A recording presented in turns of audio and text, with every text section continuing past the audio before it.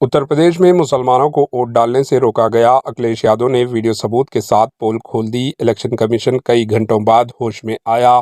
सिर्फ 2 पुलिस अहलकार हुए suspend.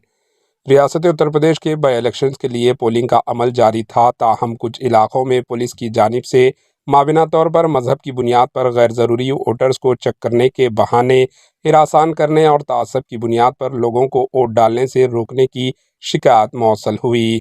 Uttar Pradesh by election में इलेक्शन कमीशन ने क़वानीन के खिलाफ वर्जी करने पर 2 पुलिस अहलकारों को सस्पेंड कर दिया। हुकाम के मुताबिक इलेक्शन कमीशन ने वोटरों को चेक करने और वोट डालने से रोकने की शिकायत मौसल होने के बाद कार्रवाई की।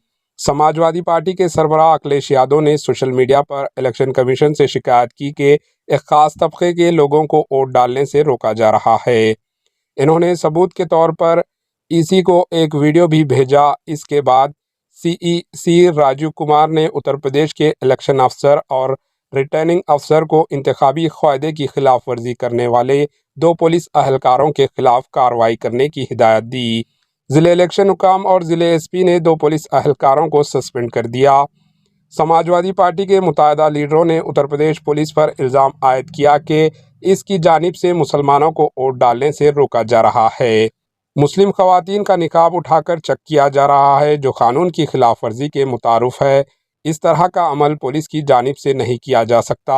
वोटर्स को चेक करने की जिम्मेदारी पोलिंग आमला पर होती है। पुलिस की जानिब से तरदीद की गई कि मुसलमानों को वोट डालने से रोका गया और तआस्सुब के साथ वोटर्स को चेक किया गया। Bureau report, HN news.